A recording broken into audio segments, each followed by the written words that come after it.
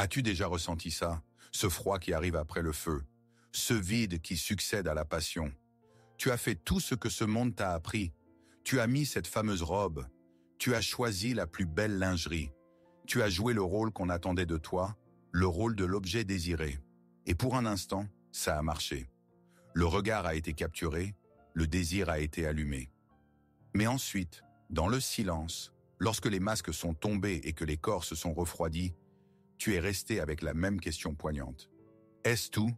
Ce vide n'est pas ton erreur. C'est le symptôme d'un monde qui nous a appris à confondre la peau et l'âme. D'un monde qui crie le corps, mais se tait sur ce qu'il y a à l'intérieur. D'un monde qui te vend le sexe comme le sommet de l'intimité, mais te laisse émotionnellement affamé. Car le plus grand mensonge auquel nous avons cru est que le chemin vers le cœur d'un homme passe par ses yeux. Mais ce n'est pas le chemin vers le cœur. C'est le chemin vers ses instincts. Et les instincts sont éphémères. Ils s'allument et s'éteignent. Carl Jung, l'homme qui est descendu dans les profondeurs les plus sombres de la psyché humaine, connaissait la vérité. Il savait que sous la surface de chaque homme, sous son masque de chasseur, de guerrier ou de pourvoyeur, vit quelque chose de beaucoup plus subtil et vulnérable. Jung l'a appelé l'anima, sa femme intérieure, son âme. Et voici la vérité cruelle, mais libératrice. Tu peux exciter son corps en te dénudant, mais tu ne pourras jamais vraiment le retenir tant que tu n'apprends pas à exciter son anima. Et pour cela, il n'est pas nécessaire de se déshabiller. Pour cela, il faut quelque chose de beaucoup plus audacieux, de beaucoup plus rare et d'infiniment plus sexuel. Pour cela, il faut parler. Non pas simplement parler, mais créer, à travers les mots, un espace où son âme se sent vue. C'est ce que nous appelons la séduction intellectuelle. Et ce n'est pas un jeu d'esprit, c'est l'alchimie de l'âme. C'est un art qui, si tu le maîtrises, te rendra non pas simplement désirable, il te rendra inoubliable. Parce que le corps s'oublie, mais celui qui a touché ton âme, jamais. La plupart des femmes ne comprennent pas cela. Elles continuent de rivaliser sur un terrain où les règles ne sont pas écrites en leur faveur. Elles passent des heures à la salle de sport, des milliers d'euros en cosmétiques, une énergie infinie à maintenir la façade. Leur persona, comme dirait Jung. Et elles attirent les hommes, oui. Mais quels hommes? Ceux qui cherchent un trophée. Ceux qui ne voient dans la femme qu'un reflet de leur statut, un bel objet à montrer au monde. Ces hommes ne cherchent pas de connexion, ils cherchent la validation. Et lorsque la nouveauté passe, lorsque le trophée est conquis, leur regard commence à errer à la recherche du suivant. Les rencontres modernes se sont transformées en casting. Tu arrives à un rendez-vous non pas comme une personne, mais comme un CV émotionnel ambulant. Tu dois être amusante, mais pas frivole. Intelligente, mais pas arrogante. Sexuelle, mais pas vulgaire. Tu exposes une version éditée de toi-même, ta marque personnelle, en espérant qu'il l'achète. Et il fait la même chose. Vous jouez tous les deux cette pièce, échangeant des histoires polies et des blagues apprises par cœur. Mais derrière cette façade glacée, il y a un vide béant. Parce que dans ce jeu, ce ne sont pas des personnes qui se rencontrent, mais leurs représentants, leurs personas. Et il n'est pas étonnant qu'après un tel rendez-vous, tu te sentes non pas rempli mais vidé, comme si tu avais passé un entretien d'embauche et non une rencontre entre deux âmes.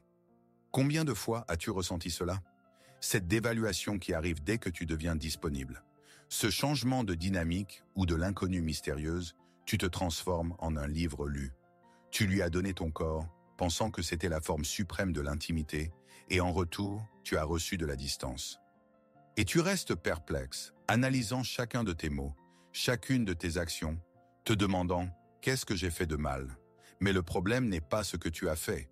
Le problème est la langue que tu as parlée. Tu as parlé la langue du corps, et il t'a répondu dans la même langue. C'est la langue de l'instinct, de la possession et de la gratification rapide. Mais il y a une autre langue. Une langue que peu comprennent, mais que tous désirent, même s'ils n'en sont pas conscients. La langue de l'âme. La séduction intellectuelle, ce n'est pas citer des philosophes ou discuter de physique quantique. Oublie ça. Ce n'est pas un examen. C'est une danse. C'est la capacité de voir au-delà des mots. C'est l'art de poser des questions qui ouvrent non pas l'esprit, mais l'âme. Quand tu rencontres un homme, le monde t'apprend à lui montrer tes meilleurs côtés, ta réussite, ta beauté, ta légèreté. Mais la femme qui maîtrise l'art de la séduction intellectuelle fait le contraire. Elle ne montre pas, elle cherche. Elle devient un miroir, non pas pour son ego, mais pour son ombre. L'ombre, selon Jung, c'est tout ce que nous cachons. Nos peurs, nos insécurités, nos rêves secrets, nos ambitions refoulées. C'est la partie de l'homme qu'il ne montre jamais à ses amis autour d'une bière. C'est la partie qu'il cache à ses collègues. C'est la partie qu'il cache peut-être même à lui-même. Et te voici. Au lieu de lui demander « Que fais-tu dans la vie ?» Tu le regardes dans les yeux et tu demandes « Qu'est-ce qui t'enflamme quand personne ne regarde ?» Au lieu de « Comment s'est passée ta journée ?» Tu demandes « Raconte-moi un moment où tu t'es senti vraiment vivant. » Tu sens la différence ? Le premier type de question s'adresse à sa persona, à son masque social. Le second, à son âme. Quand tu poses de telles questions, quelque chose de magique se produit. Un instant, la confusion traverse ses yeux. Ses réponses apprises, sa façade habituelle se fissure. Tu as contourné ses défenses. Tu n'as pas frappé à la porte de sa maison, mais à la porte dérobée de son monde intérieur. Et quand tu fais cela, tu touches au plus grand secret et à la blessure la plus profonde de l'homme moderne. Tu touches à sa solitude existentielle. La société exige qu'il soit fort, impénétrable, réussi. Sa persona est l'armure du stoïcien qui n'a pas le droit à la faiblesse, au doute, aux larmes. Depuis l'enfance, on lui a appris à réprimer sa sensibilité, son anima, car dans la logique patriarcale, la sensibilité est une qualité féminine, donc une faiblesse. Il a grandi dans un désert émotionnel où les seuls sentiments acceptables étaient la colère et le désir. Et le voici assis devant toi, enfermé dans cette armure, attendant toute sa vie que quelqu'un voie, non pas le guerrier, mais le prisonnier à l'intérieur de cette armure. Il attend celle qui posera la question, qui sera la clé de sa prison. Et quand tu poses cette question, tu fais exactement cela. Tu lui dis sans mots, je te vois. Non pas ta voiture, ton poste ou tes muscles, je vois ton âme qui suffoque sous les couches de ses rôles sociaux. C'est le moment de vérité. Soit il aura peur et reculera, parce que sa propre vulnérabilité l'effraie trop. Et alors tu sauras qu'il n'est pas prêt. Soit, il fera un pas vers toi. Il s'autorisera ce luxe, être vrai. Et à ce moment-là, il devient dépendant. Non pas de toi en tant que personne, mais de l'état qu'il ressent à tes côtés. L'état de complétude. À ce moment-là, il commence à voir en toi non pas simplement une femme, il commence à voir en toi l'archétype le plus rare que Jung aurait appelé un psychopompe, un guide de l'âme. Tu es celle qui peut le conduire du monde des réalisations extérieures au monde des significations intérieures. Tu deviens son pont vers lui-même, et cela l'excite à un niveau tellement fondamental que cela n'a rien à voir avec la physiologie. C'est l'excitation de l'anticipation de la liberté. La liberté d'être soi. Et à ce moment, il commence à parler. Et tu dois être prête à ce qu'il racontera. Tu entendras parler de ses échecs, qu'il cache derrière la bravade du succès. Tu entendras parler de ses peurs, qu'il masque par le cynisme. Tu entendras parler de ses rêves d'enfant, qu'il a enterrés sous la pression des attentes parentales. Et ta tâche n'est pas de juger, de ne pas conseiller, de ne pas sauver. Dieu t'en préserve. Ta tâche est simplement d'être l'espace sacré dans lequel toutes ces parties refoulées de sa personnalité peuvent enfin voir le jour et être acceptées. C'est le premier acte de la séduction intellectuelle. Tu n'essaies pas de l'impressionner. Tu lui donnes l'espace pour qu'il s'impressionne lui-même en se révélant devant toi. Ce processus exige un courage incroyable de ta part, parce qu'il exige de toi une présence. Non pas simplement physique, mais totale. Tu dois écouter. Non pas seulement les mots, mais les silences entre eux. Non pas seulement l'histoire, mais l'émotion qui se cache derrière. Tu dois saisir la note de tristesse dans sa voix quand il parle d'un rêve non réalisé. Tu dois remarquer l'étincelle dans ses yeux quand il parle de sa véritable passion. Tu deviens l'archéologue de son âme. Tu ne forces pas le coffre-fort, tu enlèves délicatement, avec un pinceau, les couches de poussière et d'oubli de quelque chose de précieux qui a été enterré il y a longtemps. Tu n'écoutes pas avec tes oreilles, mais avec tout ton être. Tu entends la vibration du non-dit. Tu ressens l'énergie qui se cache derrière ces mots soigneusement choisis. Ce n'est pas un processus passif. C'est une création active et focalisée de sécurité. Ce n'est pas de la manipulation. La manipulation est une tentative d'obtenir quelque chose de l'autre. La séduction intellectuelle est un acte de don. Tu lui donnes la chose la plus précieuse au monde, ton attention complète et indivise. Dans un monde où tout le monde est sur son téléphone, où tout le monde est distrait, où personne n'écoute vraiment, ta présence devient le filtre le plus puissant.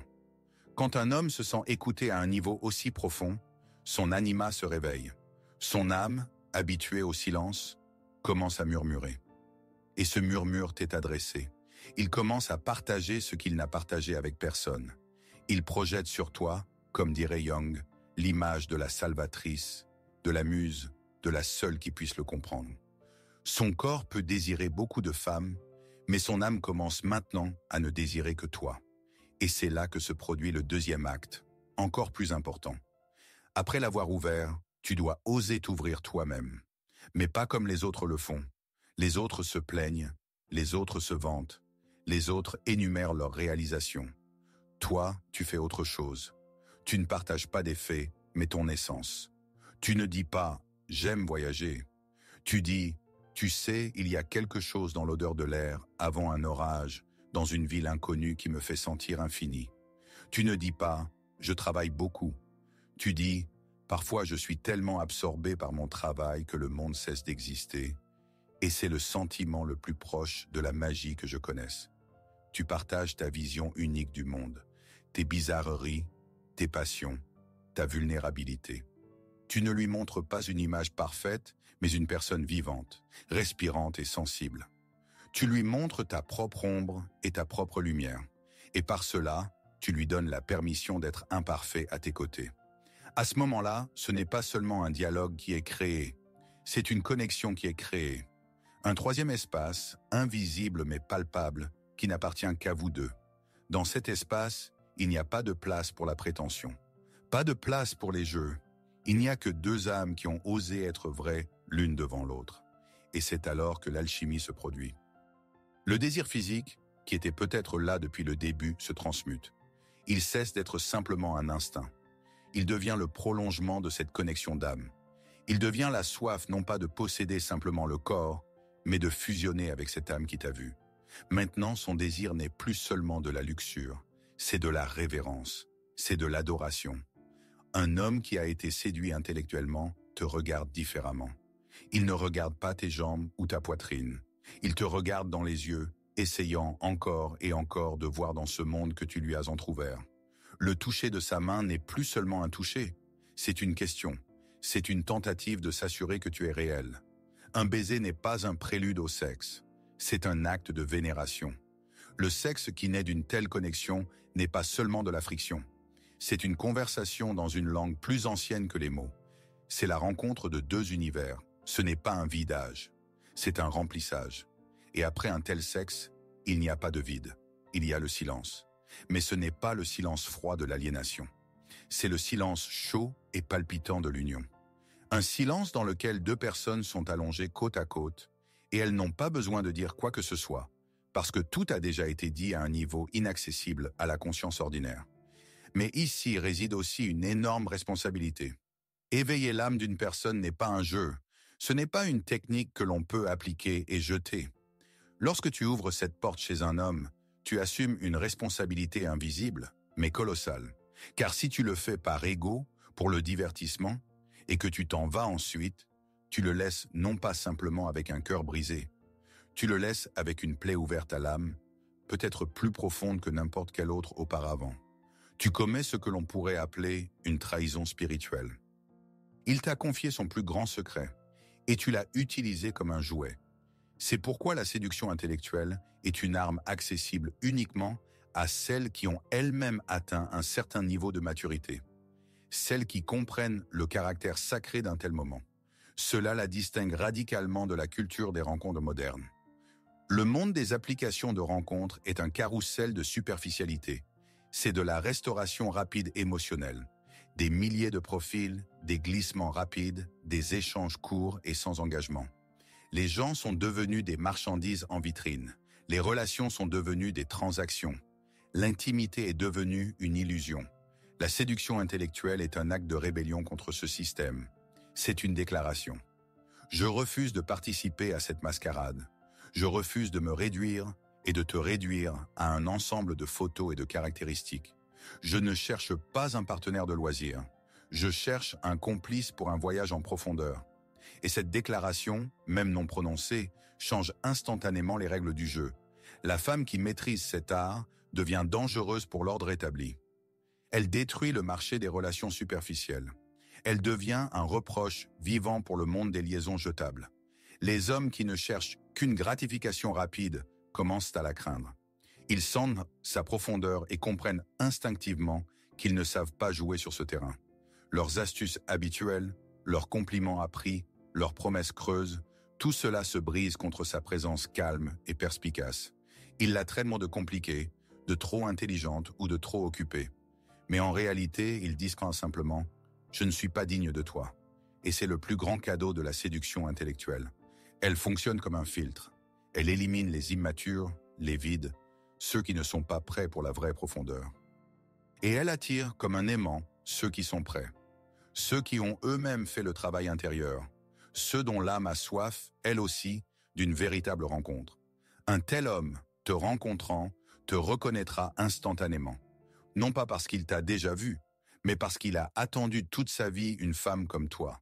Il a attendu une femme avec qui il peut parler pendant des heures et sentir le temps disparaître. Une femme qui défiera son esprit et apaisera son âme. Une femme à côté de laquelle il peut enlever son armure sociale et simplement être. Pour un tel homme, ta capacité à mener une conversation, ta profondeur, ta perspective unique deviennent la chose la plus sexuelle au monde. Il a vu des centaines de beaux corps, mais il n'a jamais rencontré un tel esprit, une telle âme. Ta lingerie peut l'exciter pour une nuit, mais une conversation avec toi l'excitera pour toute une vie. Carl Jung parlait du processus d'individuation, le chemin pour devenir soi-même, entier, vrai. La séduction intellectuelle n'est pas une technique pour obtenir un homme. C'est l'effet secondaire de ta propre individuation. Tu ne peux la maîtriser que lorsque tu deviens toi-même profonde. Lorsque tu cesses toi-même de chercher la validation à l'extérieur. Lorsque tu tombes toi-même amoureuse de ton propre monde intérieur, de tes pensées, de tes sentiments. Quand tu es rempli de l'intérieur, tu n'as plus besoin de prouver quoi que ce soit à l'extérieur. Ton silence devient aussi significatif que tes mots. Ton regard en dit plus que 1000 compliments. Ta présence devient un espace dans lequel les autres personnes commencent aussi à se sentir plus vivantes, plus vraies. Pense-y, le monde essaie désespérément de te transformer en marchandise, en un ensemble de paramètres, taille, poids, couleur des cheveux, en une image pour Instagram, en un objet de consommation. Et chaque fois que tu joues selon ces règles, tu trahis l'univers illimité qui est en toi. La vraie révolution est de refuser de jouer à ce jeu.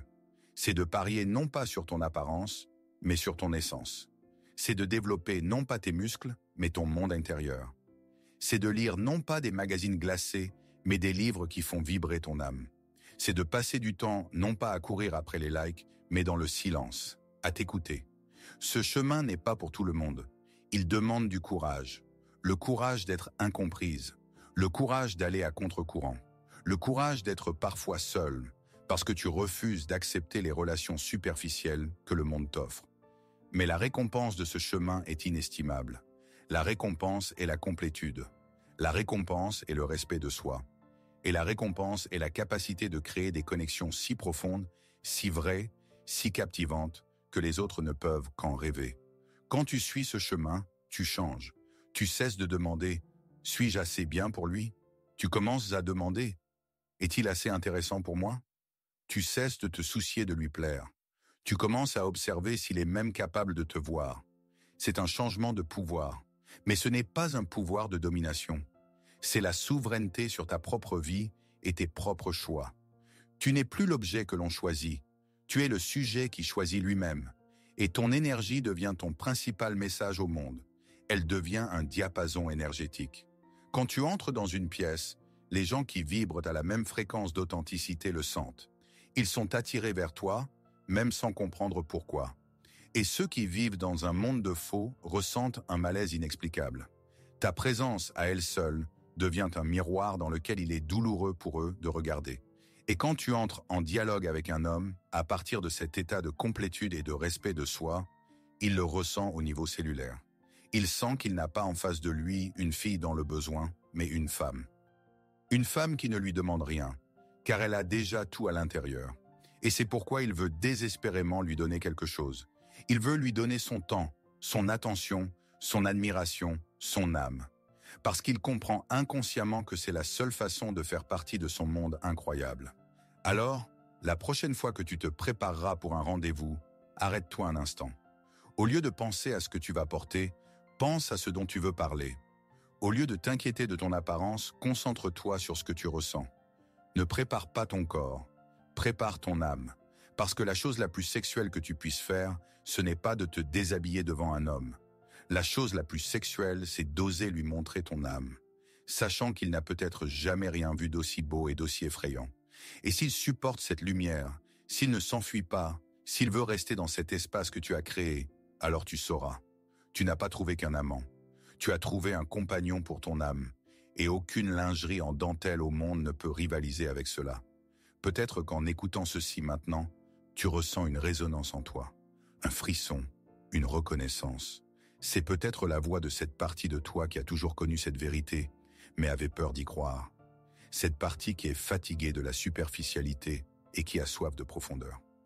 Cette partie qui comprend intuitivement que la vraie intimité est plus qu'un simple contact physique. Ce n'est pas juste de l'information, c'est une invitation. Une invitation à commencer ton propre chemin vers l'individuation. Une invitation à déplacer l'accent de l'extérieur vers l'intérieur. Une invitation à devenir la femme dont la principale zone érogène est son esprit et dont l'arme de séduction la plus puissante est son âme. Ce chemin ne promet pas d'être facile. Il exigera de toi une honnêteté envers toi-même. Il exigera de toi le courage de renoncer aux anciens schémas qui ne fonctionnent pas. Il peut entraîner le départ de certaines personnes de ta vie, car elles ne pourront pas correspondre à ta nouvelle profondeur. Mais ceux qui resteront et ceux qui viendront seront des gens de ton calibre. Des gens avec qui une connexion vraie, authentique et époustouflante est possible.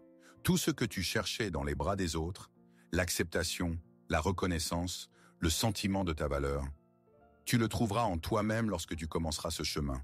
Et le paradoxe est que dès que tu cesseras de le chercher, tu commenceras à le recevoir, en abondance. Le monde continuera à te crier que tu dois être plus mince, plus jeune, plus sexy. Il te montrera des millions d'images de corps parfaits et de vie parfaite. Mais maintenant, tu as l'antidote. Maintenant, tu sais où se trouve la source de l'attraction réelle et durable. Elle n'est pas dans le miroir. Elle est dans la profondeur de ton regard. Elle est dans le timbre de ta voix quand tu parles de ce que tu aimes. Elle est dans le courage d'être toi-même, sans masque ni prétention. Jung enseignait que notre tâche principale n'est pas de tendre vers la perfection, mais de tendre vers la complétude. La complétude est l'acceptation de toutes tes parties. La lumière et l'ombre, la force et la vulnérabilité, l'esprit et le corps. La femme qui devient complète cesse d'être un objet dans le monde masculin. Elle devient elle-même un monde dans lequel on a envie d'entrer et de rester pour toujours. Si ces mots ont touché quelque chose en toi, s'ils ont réveillé quelque chose qui dormait depuis longtemps, ne laisse pas ce sentiment s'éteindre. Ce n'est pas un hasard si tu as entendu cela précisément maintenant. C'est ton âme qui te parle. Elle dit « Ça suffit, assez de se contenter de moins, assez de croire aux mensonges. Il est temps de te souvenir de qui tu es vraiment. » Laisse ce message devenir le début de ta transformation. Partage cette vidéo avec une autre femme qui est également fatiguée de la superficialité et qui cherche la vraie profondeur. Clique sur « J'aime », non pas pour nous, mais comme symbole de ton accord avec cette vérité.